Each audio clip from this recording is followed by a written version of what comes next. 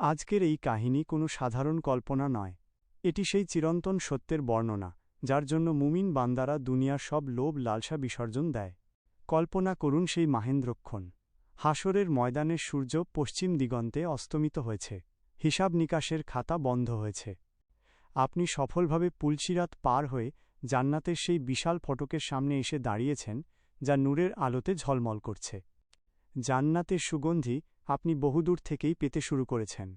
সেই সুবাস আপনার ফুসফুস আর আত্মাকে এমনভাবে শীতল করে দিচ্ছে যা আপনি দুনিয়ায় কোনোদিন অনুভব করেননি। আপনার সামনে জান্নাতের সেই ৮টি বিশাল দরজা। প্রতিটি দরজার প্রশস্ততা এত বেশি যে এক প্রান্ত থেকে অন্য প্রান্তে পৌঁছাতে কয়েকশো বছর সময় লেগে যাবে। আপনি যখন দরজার সামনে পৌঁছালেন, দেখলেন প্রধান রক্ষী ফেরেশতা হজরত রেজওয়ান আপনার অপেক্ষায় দাঁড়িয়ে আছেন।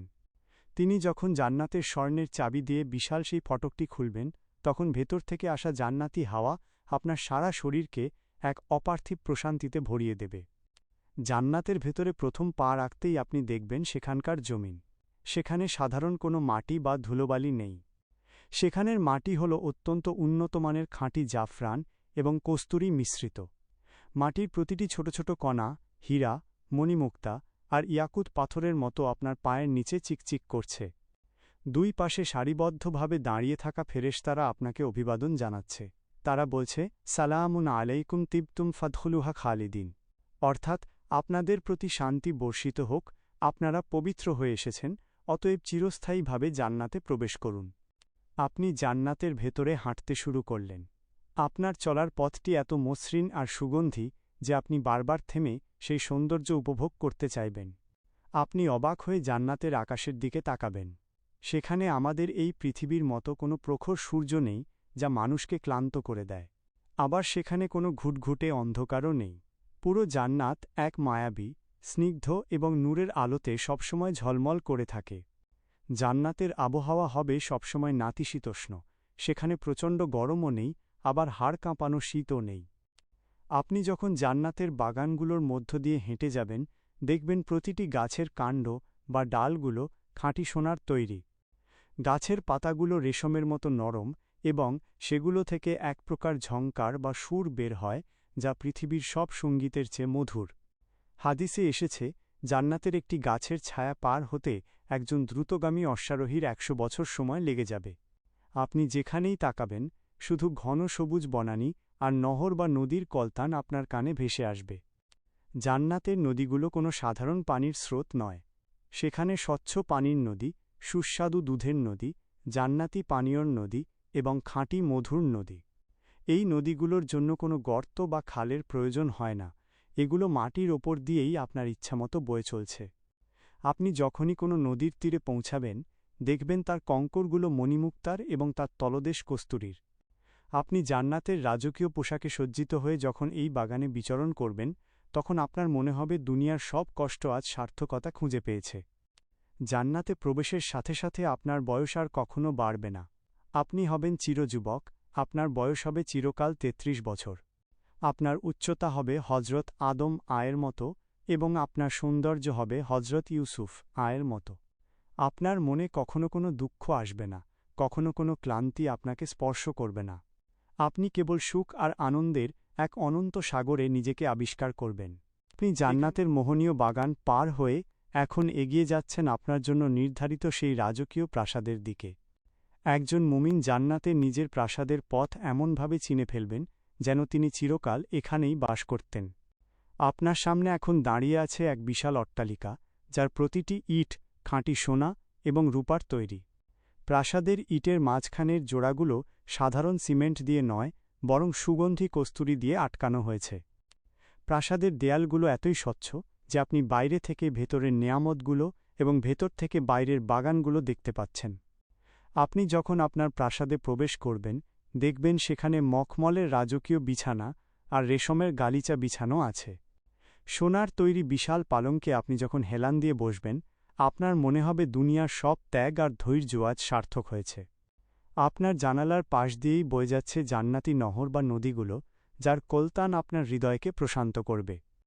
এই নদীগুলো কোনো সাধারণ নদী নয়, সেখানে বইছে স্বচ্ছ পানির নদী, সুস্বাদু দুধের নদী, জান্নাতি শরাবের নদী এবং খাঁটি মধুর নদী।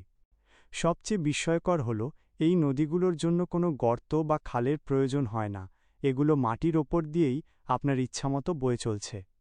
আপনি আপনার হাতের ইশারায় এই নদীগুলোর দিক পরিবর্তন করতে পারবেন এবং সেগুলো আপনার প্রাসাদের আঙিনায় খেলা করবে।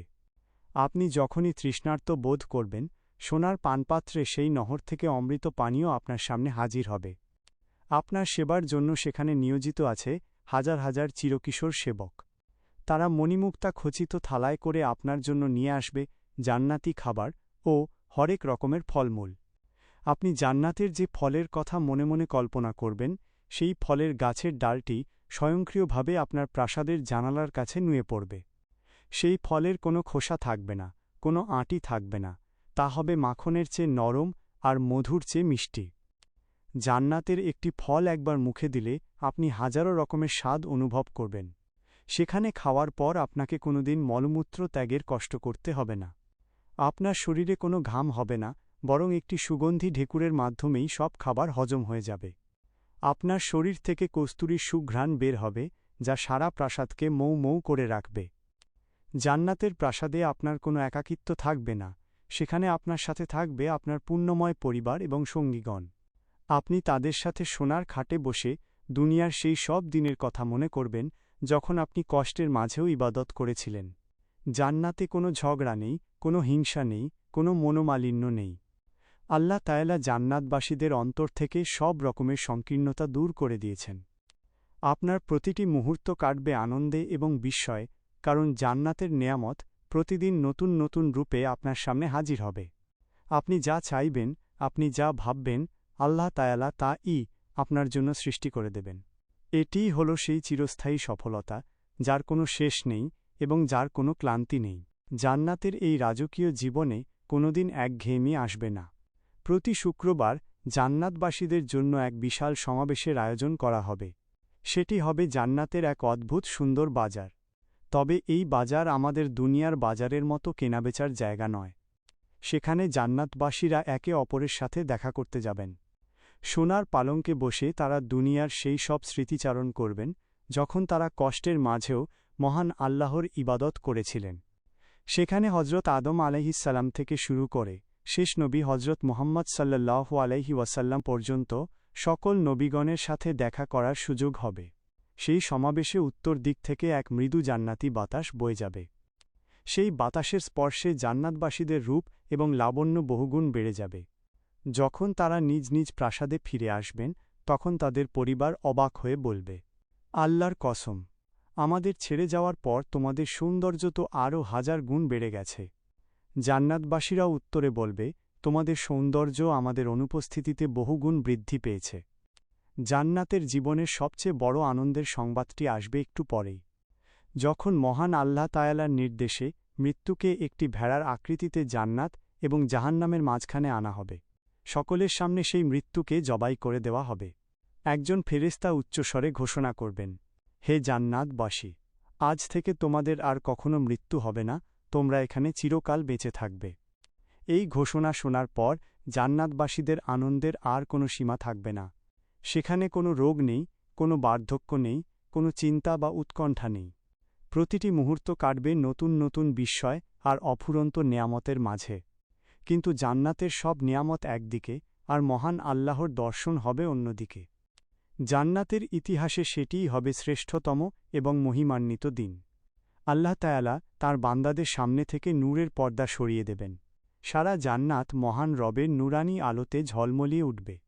আপনি সরাসরি আপনার পরম দয়ালু পালনকর্তার নুরানি চেহারা মোবারক দর্শন করবেন। পবিত্র কুরআনে আল্লাহ তাআলা বলেছেন, সেদিন অনেক মুখমণ্ডল উজ্জ্বল হবে এবং তারা তাদের পালনকর্তার দিকে তাকিয়ে থাকবে। মহান আল্লাহর সেই নূরের সামনে জান্নাতের সব প্রাসাদের জৌলুস ম্লান হয়ে যাবে। জান্নাতবাসীরা অপলক দৃষ্টিতে তাদের রবের দিকে তাকিয়ে থাকবেন এবং চিরস্থায়ী সুখের সাগরে নিমজ্জিত হবেন। আল্লাহ তাআলা ঘোষণা করবেন, আজ আমি তোমাদের ওপর আমার সন্তুষ্টির চাদর বিছিয়ে দিলাম, আমি আর কখনো তোমাদের ওপর অসন্তুষ্ট হব না। প্রিয় দর্শক, এই বিশাল জান্নাত কেবল আপনার এবং আমার মতো সাধারণ মুমিনদের জন্যই অপেক্ষা করছে। কিন্তু আমরা কি সেই জান্নাতের রাজকীয় মেহমান হওয়ার জন্য নিজেদের প্রস্তুত করতে পেরেছি? আসুন, আজ থেকেই আমরা আল্লাহর পথে ফিরে আসি এবং নেক আমল করার শপথ করি। মহান আল্লাহ আমাদের সবাইকে জান্নাতুল ফেরদাউসের এই সুউচ্চ মাকাম দান করুন। আমিন।